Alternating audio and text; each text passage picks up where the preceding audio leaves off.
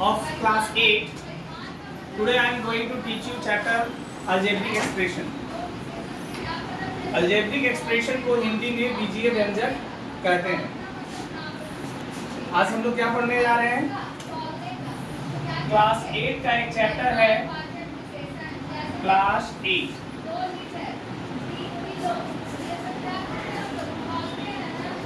Chapter name algebraic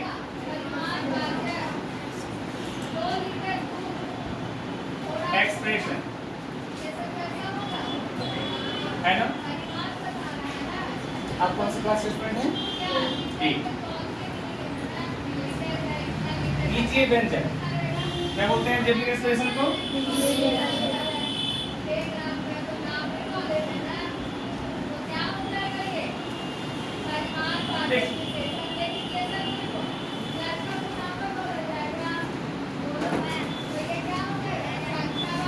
आप लोग algebraic expression को समझते होंगे. जैसे x क्या है? चर पद है. चर पद क्या है? वैसा कोई संकेत जिसका मान अलग अलग है. जैसे कभी कभी आप लोग क्लास 6 में बनाए होंगे 2x + 4 = 0. 2x = -4 + 4 है, राइट साइड में जाएगा, क्या होगा? -4. तो x का वैल्यू क्या आएगा? -4/2. आंसर कितना आ गया? -2. कितना आ गया? x का वैल्यू -2 आया. तो क्या हम क्वेश्चन बदल देंगे तो x का वैल्यू 2 ही आएगा? अलग भी आ सकता है, अलग भी आ सकता है. यानी कि x का वैल्यू डिफरेंट अलग अलग आ सकता है. इसलिए हम कहते हैं कि x है, y है, z है, ये सब क्या है? चर है.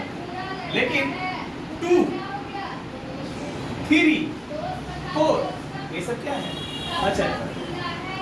और ये अचर पद और चर पद मिलके जो व्यंजक बनाएंगे उसे हम क्या कहते हैं? बीजीय व्यंजक. चर पद और अचर पद. चर पद कौन सा पद है? x, y, z ये सब कौन सा पद होता है? चर पद. कौन सा पद? इसको वेरिएबल टर्म भी कह सकते हैं. वेरिएबल टर्म कहा जाता है इंग्लिश में, और इसको कहते हैं कांस्टेंट. कौन सा टर्म? अचर पद है ना. ये दोनों पद मिलके जो भी व्यंजक बनाते हैं उस व्यंजक को क्या कहते हैं? बीजीय व्यंजक. और इंग्लिश में से क्या कहते हैं? अलजेब्रिक. देखिए कुछ अलजेब्रिक एक्सप्रेशन का उदाहरण देखिए. इरेजर आए हैं स्टूडेंट, इरेजर ले आएंगे.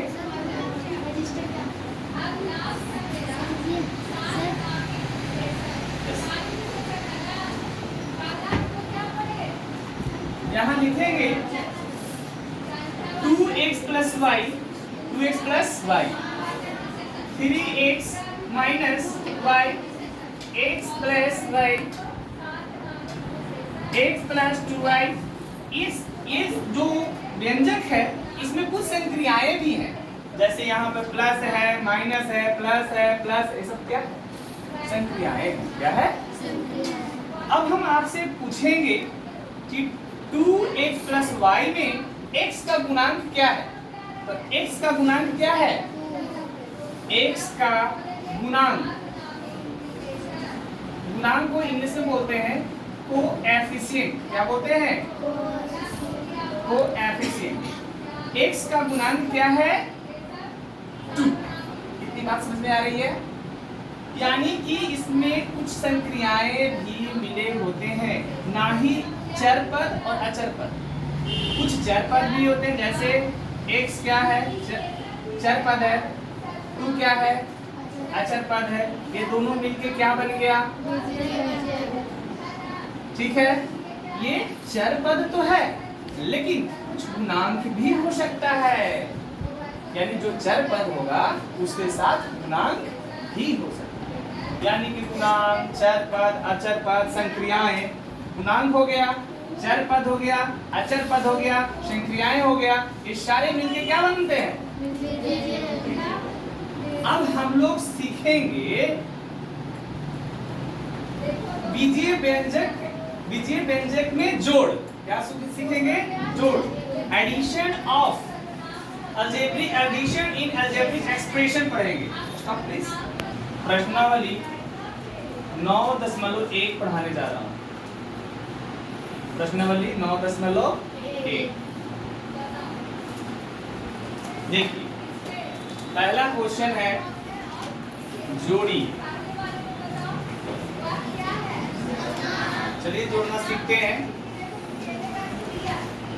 क्या है? पहला का एक क्वेश्चन जो है xy, 3xy है, इसको जोड़ना है। कैसे जोड़ेंगे? xy प्लस 3xy, ठीक है? ये xy है ना, इसको हम 1xy भी समझ सकते हैं। 1xy, 3xy, कितना xy? 4x। बहुत बढ़िया। जैसे हम लोग बोलते ना, एक आम और फिर 3 आम, कितना आम हो गया? 4 आम। उसी तरह से 1xy या 3xy, 4xy। समझ में आ गया? अब देखो, पहला का एक तो समझ में आ गया। अब मैं एक क्वेश्चन बी बनाता हूं। बी को देखो, अभी मत बताइए, अभी समझिए अलग अलग तरह का प्रश्न है इसमें। x² plus 3x 2x plus 9, ठीक है? अब क्या करेंगे? इसमें सजातीय पद पता करेंगे। सजातीय पद मतलब एक तरह का पद पता करेंगे, टर्म। जैसे देखो, इसमें 2 पद है। कौन कौन? x² प्लस 2 पद है ना इसमें। इसमें कितने पद हैं? कौन कौन? अब मैं आपसे पूछता हूँ कि क्या x² और 2x सजातीय पद है? दोनों एक तरह का पद है? एक तरह का पद है? नहीं है। तो x² के साथ 2x को ऐड कर सकते हैं आप? नहीं ऐड कर सकते, अलग अलग है। विजातीय पद है, विजातीय पद को जोड़ा नहीं जा सकता, अलग अलग रहेगा वो। इसको अब हमको ऐड करना है। x² 3x में क्या ऐड करना है हमको? 2x प्लस 9 को ऐड कर देना है। तो देखो, सजातीय पद को चुनना है। इस ऐसा पद है कहीं पर? नहीं है, इसको ज्यों का त्यों छोड़ देंगे। 3x है और यहाँ क्या है? 2x। यहाँ पर x के पावर क्या छुपा हुआ है? 1। यहाँ पर x के पावर क्या छुपा हुआ है? 1। क्या हम दोनों को सजातीय पद कर सकते हैं? तो 3x और 2x को एक साथ लिखेंगे, ठीक है?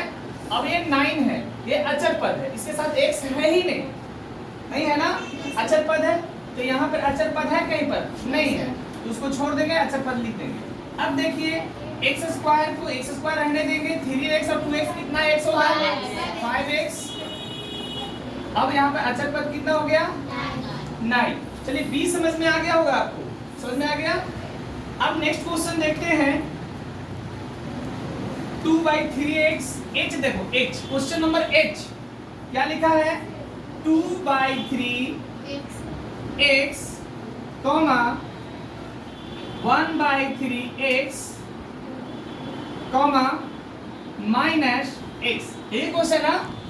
अब देखो, अब आपसे क्वेश्चन करते हैं, यहाँ पर कितने पद दिख रहे हैं? 3। देखो, यहाँ पर अलजेब्रिक एक्सप्रेशन कितना है? बीजीय व्यंजक कितना है? 1 बीजीय व्यंजक, 2 3। आप ऐसा ना सोचें कि ये अकेला है तो बीजीय व्यंजक नहीं है। ये भी बीजीय व्यंजक है, ये वाला भी बीजीय व्यंजक है और ये वाला भी बीजीय व्यंजक है। और तीनों को क्या करना है? तीनों को जोड़ना है, ठीक है? अब जोड़ेंगे कैसे? देखो, 2x/3 लिख सकते हैं इसे। अब प्लस कर देंगे, 1x/3 लिख सकते हैं ना? अब हम प्लस करेंगे किसको? -x, ठीक है? अब हम किसी नंबर के नीचे एक तो लगा ही सकते हैं। जैसे ये 2 है, तो 2 को 2/1 लिख सकते हैं? लिख सकते हैं, बिल्कुल लिख सकते हैं। अब देखो, 3 3 1, 3 3 1 का एलसीएम कितना होगा? 3। बहुत अच्छा काजल, वेरी गुड। 3 3 1 का एलसीएम कितना होगा? 3। 3 से डिवाइड करो, 3 को 3 से डिवाइड करो, 1 आया ना? अब 1 से 2 पे मल्टीप्लाई करो, जितना भागा देने के बाद 1 2 जा 2 2x, 3 से 3 डिवाइड किया 1, 1 से 1 में मल्टीप्लाई करो 1 1 1x प्लस। अब बताओ यहाँ पर एक साइन चेंज करेंगे, प्लस माइनस क्या होता है? माइनस। क्या हम प्लस रहने दें कि माइनस कर दें? हाँ, कंफ्यूज नहीं होगा ना? 1 से 3 में डिवाइड करो, 1 का टेबल कितने बार पढ़ोगे? 3 आएगा। 3 से x में मल्टीप्लाई करो कितना? 3x। अब देखो 2x और 1x दोनों तो प्लस में है, दोनों प्लस में है ना, इसके आगे भी प्लस है, इसके आगे भी कुछ नहीं, इसका मतलब प्लस है। 2x और 1x कितना x हो गया? 3x। यहाँ पर क्या है? माइनस 3x, और नीचे में क्या है? 3x से 3x चला गया, कितना बचेगा? 0/3, यानी कि आंसर कितना आ गया? 0। समझ में आ गया? Yes sir.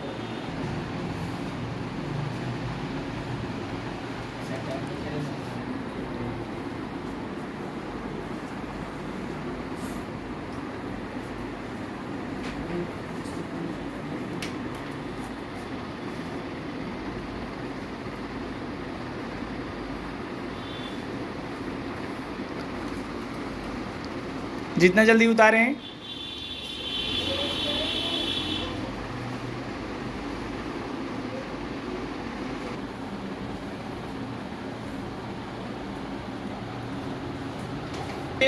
क्वेश्चन नंबर 1 का ए, बी और एच में बता दिया। कुछ क्वेश्चन आप लोगों पे छोड़ देता हूं, आप लोग बनाएंगे। अब मैं क्वेश्चन 2 बता रहा हूं, ठीक है? इसमें क्या करना है? पहले व्यंजक में से दूसरे को घटाइए। एक उदाहरण देखिए, मैं आपसे क्वेश्चन करता हूं, 2 को 5 में से घटाइए, कितना आंसर आएगा? 3। समझ में आ गया? उसी तरीके से है 22x को 10x से घटाइए, आंसर कितना है? -12 या +12? 22x को 10x से घटाइए। 12x। फिर बोल रही 12x। 22x को घटाना है किसमें से? 10x में से। तो 10x में से 22x घटेगा तो उल्टा घटेगा ना? 22 नहीं घट पाएगा 10 से, उल्टा घटाएंगे ना। 22 में से 10 के कितना बचेगा? 12। उल्टा घटा इसलिए क्या लगाएंगे? समझ में आ गया? चलो क्वेश्चन नंबर 1, क्वेश्चन नंबर 2 का 1 बनाते हैं। तेजी से आप लोग लिखते जाएंगे, फिर मैं समझाऊंगा। लिखा है पहले व्यंजक में से दूसरे को घटाइए। क्वेश्चन नंबर 2, पहले व्यंजक में से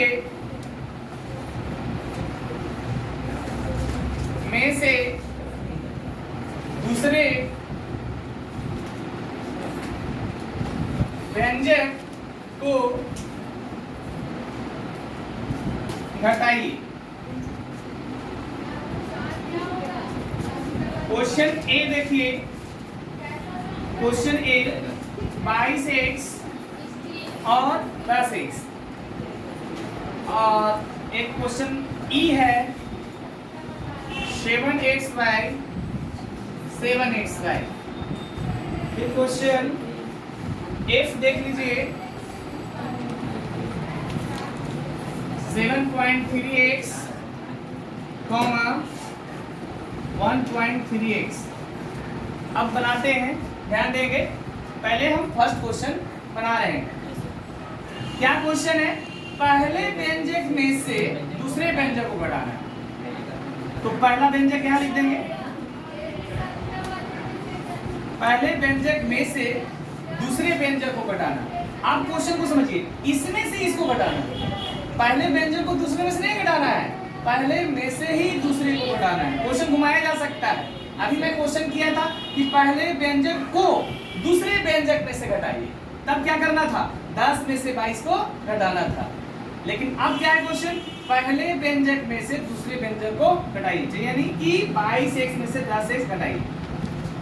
22 में से 10 का कितना बचेगा? समझ में आ गया? यही आपका आंसर है। अब देखो यहाँ पहले में से दूसरे को घटाइए। देखो बाबू 7xy माइनस 7xy, 7xy से 7xy चला गया, कितना बचेगा? अब इसको देखो 7.3x है, माइनस करना है कितना? 1.3x। अब देखो 0.3 से 0.3 चला गया, कितना बचेगा? 7 से 1 चला गया, कितना बचेगा? अब यहाँ पर क्या है? समझ में आ गया? यही आपका आंसर है। बाबू समझो आप। निशा 0.3 से 0.3 चला गया, माइनस हो गया, कितना बचेगा? 6, 7 माइनस 1 कितना? 6। समझ में आ गया? Any doubt? ऐसे भी माइनस करती हो ना, 7.3 से माइनस करती हो 1.3, 3 से 3 माइनस हुआ, कितना बचेगा? 7 से 1 माइनस हुआ, कितना बचेगा? समझ में आ रहा है ना? Yes sir. ठीक, ऐसा नहीं है कि इसमें x लगा हुआ तो कुछ बदल गया, नहीं, वही चीज है। ठीक है, अब मैं आप उतार चुके होंगे। क्वेश्चन 3 बता रहा हूं। क्वेश्चन 3 का फर्स्ट, इसे इरेज कर सकता हूं।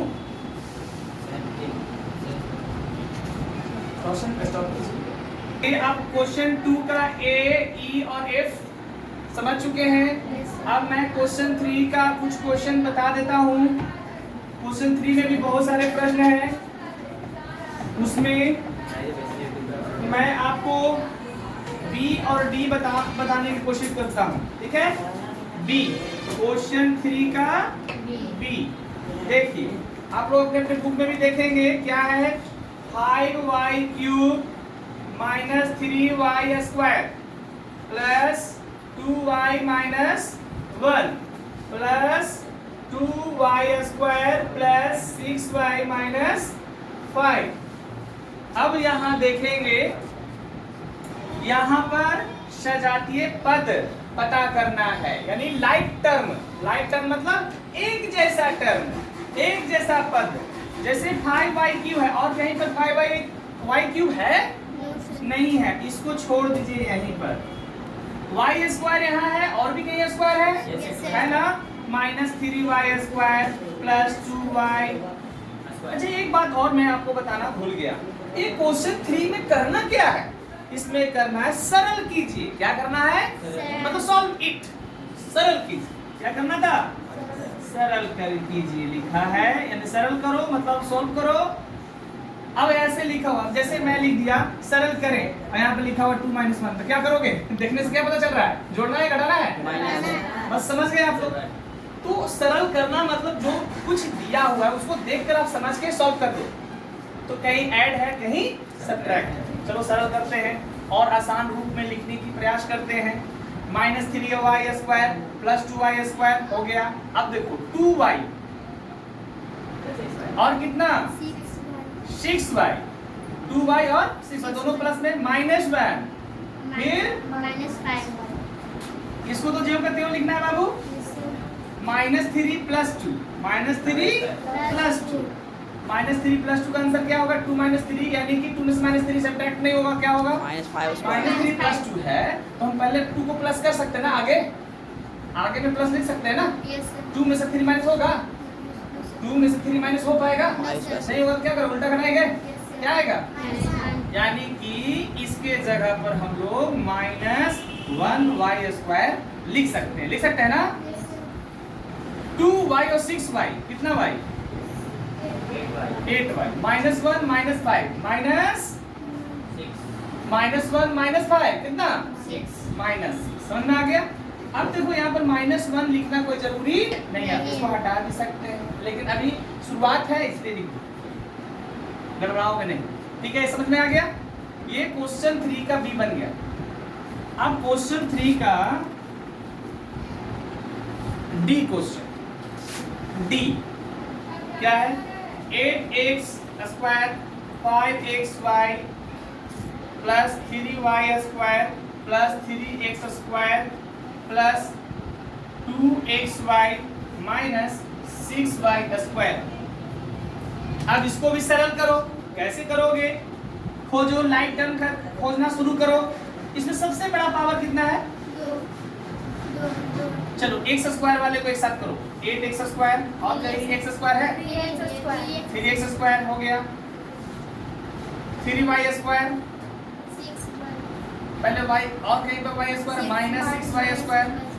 5xy है, 5xy प्लस 2xy। अब 8x square plus 3x square, 8 + 3 कितना? 11x। 3 माइनस 6, 3 में से 6 माइनस होगा, 3 में 6 जाता है, नहीं जाएगा, उल्टा घटा देंगे तो क्या आएगा माइनस 3y²। अब 5 भी प्लस में 2 भी प्लस, 5 और 2 कितना 7x²। समझ में आ गया, ये आंसर है। एक क्वेश्चन और है, सुनो, क्वेश्चन नंबर 5 देखो। यदि किसी वर्ग की एक भुजा x - 7 है तो परिमिति ज्ञात करें। बाबू क्वेश्चन नंबर 1 कितना है 5। एक वर्ग है, उसका एक भुजा x - 7 है, कितना है x - 7, तो परिमिति ज्ञात करो। तो देखो बाबू भुजा बराबर कितना है, बोलो भुजा कितना है x - 7, क्या पूछा जा रहा है परिमिति। आप परिमिति जानते हैं ना, सभी भुजाओं का योग। परिमिति मतलब सभी भुजाओं का योग। वर्ग में सभी भुजा एक जैसा होता है कि अलग अलग होता है, एक जैसा होता है, सब बराबर बराबर होता है ना। हाँ, तो एक फॉर्मूला होता है वर्ग की परिमिति बराबर, फॉर्मूला क्या था 4 गुने भुजा। वर्ग की परिमिति बराबर 4 गुने, यहाँ पे 4 लिखे, भुजा कितना है 7 है, x - 7। अब देखो 4 से मल्टीप्लाई करो x में, कितना हो जाएगा, अब 4 से मल्टीप्लाई करो 7 है, 4 7 जा 28। यही आपका आंसर है ना। और यहाँ पे लिख देंगे, देखो परिमिति जो है, परिमिति का मात्रक हमेशा या तो मीटर में, या तो सेंटीमीटर में, या तो किलोमीटर, मतलब यूनिट जो रहेगा उसी में होगा। इसमें स्क्वायर ये सब करने की जरूरत नहीं। जब क्षेत्रफल रहता तो स्क्वायर करते, जैसे यहाँ पर x - 7 सेंटीमीटर होता तो यहाँ पर क्या करते हम सेंटीमीटर करते, लेकिन क्षेत्रफल रहता तो क्या करते स्क्वायर करते। क्षेत्रफल रहता तब, लेकिन क्षेत्रफल तो नहीं है, यहाँ पर कोई इकाई दिया नहीं। देखते हैं यदि किसी वर्ग की एक भुजा x - 7 है तो उसकी परिमिति क्या है। यहाँ पर कोई इकाई नहीं दिया, कोई मात्रक नहीं दिया है, इसलिए हम यहाँ ज्यों का त्यों छोड़ देंगे, यहाँ पर कुछ भी नहीं दिया है। समझ में आ गया, फिर से समझो। वर्ग की भुजा कितना है, क्या निकालना है, वर्ग की परिमिति की फॉर्मूला क्या होता है, यानी 4 से गुना कर देना है, किसमें भुजा में। 4 से x में गुना किया कितना हो गया, और 4 से 7 में 48। समझ में आ गया। अब विशेष क्वेश्चन कल स्टॉप कर।